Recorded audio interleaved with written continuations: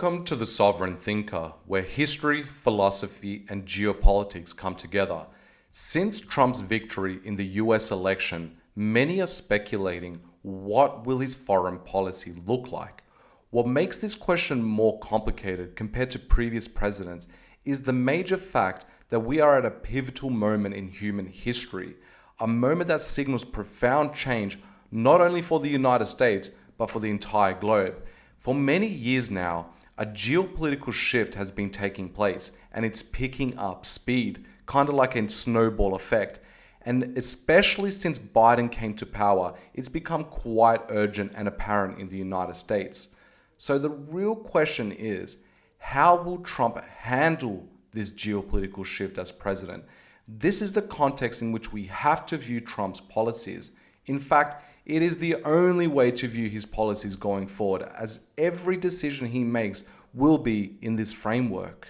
But what even is a geopolitical shift?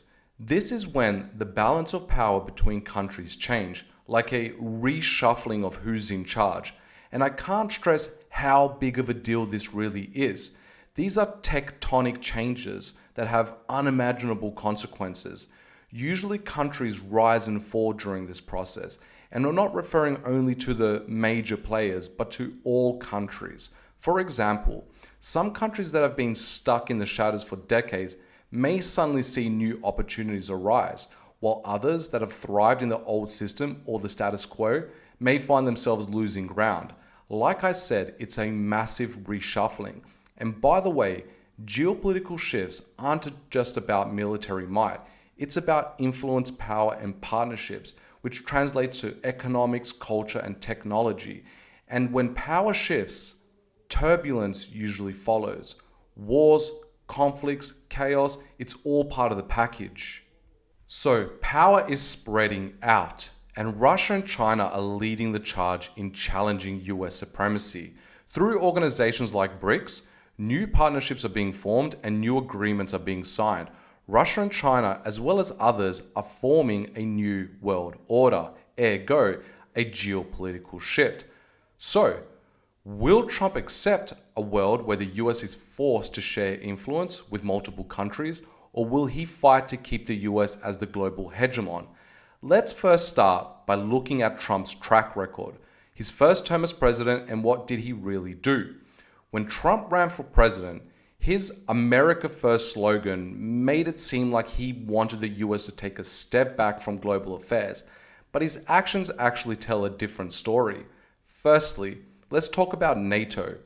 Trump raised the stakes with NATO, demanding member countries increase the defense spending and even threatened to pull out if they didn't. His reasoning?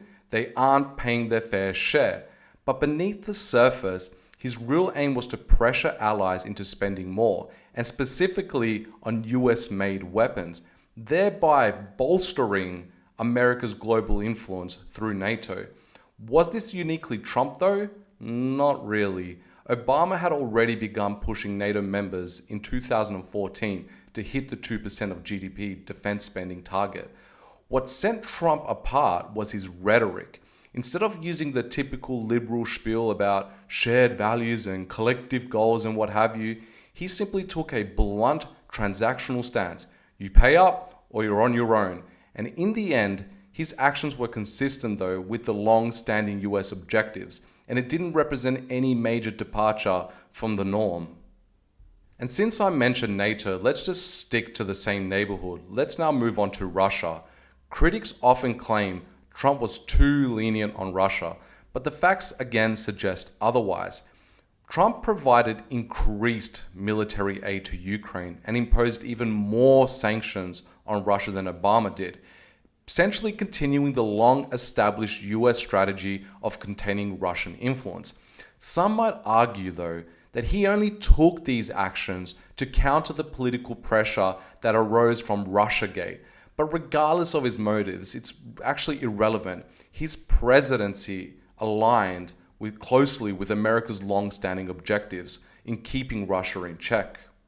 And now let's just look at China, the big showdown. China was where Trump really made waves. His trade war was often talked about. His tariffs attempted to challenge China's growing economic power. And while Trump got credit for these moves, again, there was nothing really new here. Obama had already kicked off this aggressive trend towards China when he shifted the focus through his pivot to Asia strategy. So Trump essentially just kept the ball rolling after Obama. And when Biden came into power, he too simply continued many of Trump's policies, even expanding some of the tariffs. And finally, the Middle East. In the Middle East, Trump solidified US support for Israel. Perhaps the most famous move of this was the relocating of the US embassy to Jerusalem. This move undeniably reinforced America's deep ties in the region. But if there was one major distinction between Trump and Obama in this region, it was Trump's decision to scrap the JCPOA, a multilateral agreement designed to prevent Iran from developing nuclear weapons. This marked a sharp break from Obama's approach, but in reality though, it was still pretty consistent with the long-standing US stance of hostility toward Iran. While Obama's presidency represented only a brief pause in this pattern, Trump simply resumed the traditional approach, and Biden has, since he came to power, simply continued down the same path. Essentially, it's a familiar story that hasn't changed much over the decades. Now, I won't go into all the different policies across the globe, nor will I do a deep dive in any of them in this video, but if you would like me to do a deep dive into any of the things I just mentioned, let me know in the comments below. There is one thing I can say is about Trump during his previous presidency, and that is he kept the ball rolling. In other words, it was simply business as usual. And here's the thing, America benefits big time from being the global leader. The US dollar dominates international trade, giving America massive economic power and benefits. The US military ensures power projection mostly anywhere on the planet, and American culture, through movies, music, brands, tech companies, basically reaches every corner. Stepping back from this privileged position is highly unlikely. History has shown superpowers rarely give up the top spot without a fight. So, based on Trump's track record, as well as the fact that the US in general is unlikely to gracefully step aside, Trump will likely try to ensure the US remains the top dog. However, there is one little plot twist here, and the twist is the approach Trump may take could be different this time around. When Trump talks about scaling back conflicts or changing direction like he does with Ukraine, don't think it's because he wants to end the conflict for the sake of peace. It's more likely he recognizes that the US picked a fight that it ultimately lost. In other words, it's a tactical retreat. But the mere fact that we may even witness a tactical retreat from the United States is huge in itself. Why? Because the US up until now rarely had a reverse gear. They usually double down and spit more ideological nonsense in both politics and media, and then some. Trump seems to acknowledge many challenges the US is facing regarding its supremacy, which also includes its very own liberal ideology. In other words, a recalibration is needed, and the approach, pragmatism. Trump and some of the people around him seem to have a much more pragmatic approach to the changing world.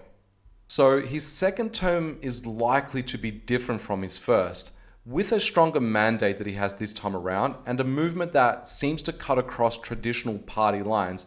There's real potential for a shift in strategy, but make no mistake, maintaining global dominance will remain the ultimate goal, and as such, expect more turbulence to come our way.